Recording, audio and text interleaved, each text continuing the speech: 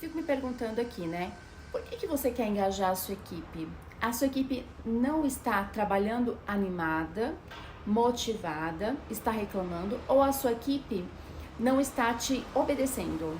Por exemplo, não está acatando ao seu direcionamento, ou a sua equipe não faz o que deve ser feito. Percebe que são duas coisas totalmente diferentes? Para uma delas, tudo bem, você pode trazer um movimento para a equipe, mas o outro, você precisa trazer um posicionamento e firmeza. Firmeza não é engajamento, é posicionamento. Então, aqui a gente já separa uma coisa da outra.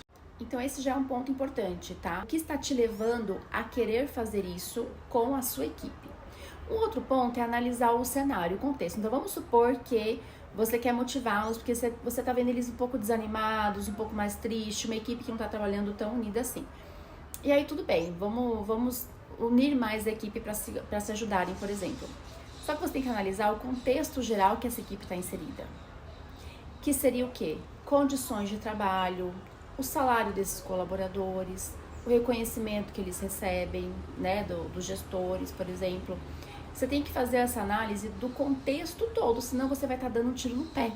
Aí vamos para outro exemplo. Você percebeu que a equipe toda ela é um pouco desorganizada de tempo, não dá atenção para a segurança do paciente, faz as coisas que quer do jeito que quer. Provavelmente, essa equipe está acostumada com uma gestão anterior e você chegou lá agora, certo? Senão você já teria colocado no eixo.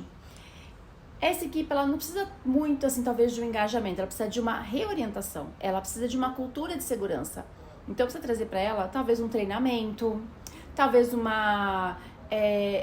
rever com ela todos os protocolos, todos os processos. Tá ali no meu hospital, não tem processo, não tem protocolo. Nós não vamos conseguir fazer milagre.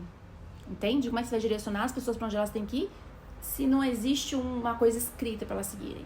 Percebe? Então, olha, esse aqui é um outro cenário que tem que ser avaliado.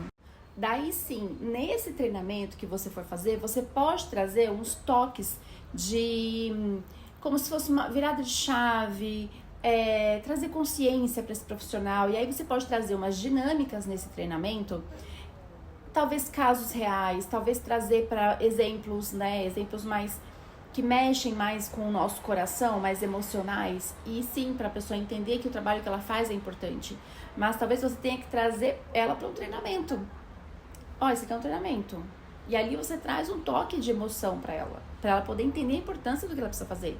Só que talvez ela precisa ser treinada novamente. Todos da equipe ser direcionados, eles precisam entender da importância, porque aí a gente está falando de um montão de gente que veio de uma gestão que era um pouco mais relapsa.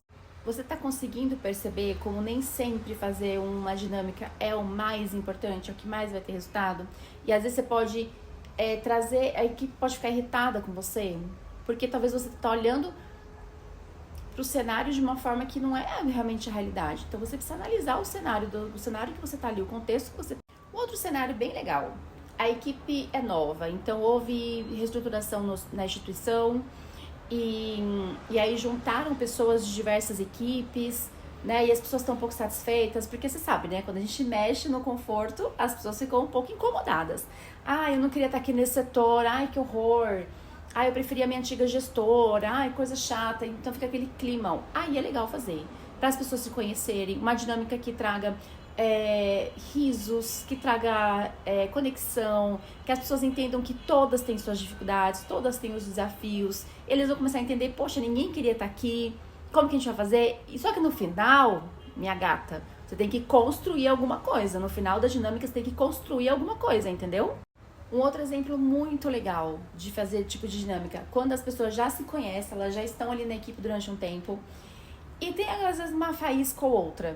Por que é interessante fazer algum tipo de dinâmica? Para as pessoas reconhecerem que todo mundo tem problema, para elas se conhecerem mais, para elas se entenderem mais a fundo, para trazer uma união para a equipe. Mais união, trabalham melhor, a gente tem mais qualidade e segurança do paciente, enfim, todo mundo fica muito bem e todo mundo gosta de trabalhar num clima agradável, né? Então, esse também é uma das coisas muito legais de se fazer para ter uma equipe mais unida, ter um clima de trabalho bom. Se eu lembrar de mais algum exemplo, eu trago aqui para você.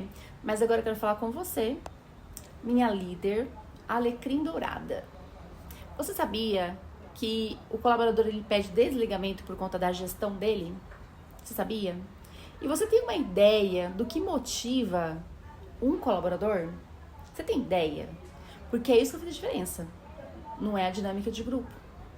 Agora vem a parte que eu mais gosto. Existe a motivação, que é o dinheiro, é o salário, obviamente. Mas já viu aquelas pessoas que não saem de um lugar mesmo que o salário não seja tão bom? Porque ali ele se sente reconhecido, valorizado, visto.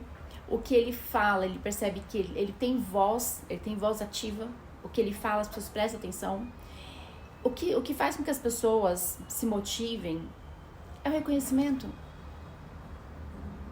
Será que você está reconhecendo seu colaborador? Reconhecendo de verdade? E sabe o que é mais mágico disso? É que não precisa ser um elogio no momento da avaliação de desempenho. Gente. É todo dia olhar para o seu colaborador e reconhecer algo que ele fez bem feito, que só ele faz. É algo que só ele faz. Todo mundo faz medicação na hora certa, mas vamos supor que o Zé, ele tem um jeito de fazer medicação que nenhuma medicação dele atrasa, porque ele é extremamente organizado e você sabe, tá vendo que ele é metódico. Então ele vai amar perceber que você reconheceu que ele é metódico e que ele é organizado. E aí, quando essa pessoa de repente atrasar, ele não pode tomar uma bronca. Zé, eu sei que você quer fazer o melhor, porque você é organizado, você é metódico, eu já percebi isso. Tudo bem, hoje não deu. Putz, minha chefe me entende. Entendeu? E eu vou até falar bem baixinho. Sabe por quê que a gente tem dificuldade de reconhecer o outro nas suas diferenças? Porque a gente não reconhece a nós mesmos. Se você não faz um processo de autoconhecimento, uma terapia, uma mentoria, se você não entra em contato com você mesma, você não consegue enxergar o outro de uma forma diferente. E aí fica tudo aquele clichê. Feedback burger, você... Nossa, obrigado, gente. Você não consegue aprofundar, porque você não se conhece. Eu já atendi, gente, muitas mulheres da área da saúde, muitas. Sabe quantas sabiam fazer um reconhecimento mesmo? Pouquíssimas, porque elas não se viam, elas não se enxergavam. Quando elas começaram a entender, então existe esse tipo de perfil comportamental, o meu é esse, do fulano é aquilo, do ciclano é aquilo. E com isso, ele vai me entender melhor se eu falar dessa forma com ele. É como se fosse assim, um passo de mágicas. Ela começa a enxergar as pessoas que ela nunca percebeu. E se a gente reparar aqui na enquete, muita gente já pensou em fazer, mas não sabe o quê. Você não vai conseguir entregar algo para o outro se você não entregar para você primeiro. Nós somos pessoas que saímos das nossas casas com faltas, com déficits. A gente quer atenção, a gente quer reconhecimento. Nossa, mas tá faltando para mim, como é que eu vou dar para o outro? Por isso, primeiro você vai dar para você. Primeiro você vai alimentar você mesma. Depois você vai estar apta a entregar para o outro algo completo e não algo por... eu vou entregar porque está para eu ser vista, para gostarem de mim. Entende? É diferente. Vocês perceberam que agora que o microfone está funcionando? Que belezinha. O pôr do sol já terminou. Que horas são? Enfim, isso aqui já faz um tempo. Uma sugestão que eu vou dar pra você, tá? Que não quer ser uma líder alecrim dourada. A líder alecrim dourada, ela trabalha em excesso para ser vista, para ser reconhecida. A líder que passou dessa fase, ela entende que o reconhecimento não vai vir de fora, que ela precisa alimentar nela o que faz bem para ela, mas ela entende que a equipe dela precisa ser reconhecida. Então, ela vai fazer, mas primeiro ela vai suprir para depois doar. Essa é a sequência que mais funciona. Quando a gente diz que a liderança começa na autoliderança, é super verdade.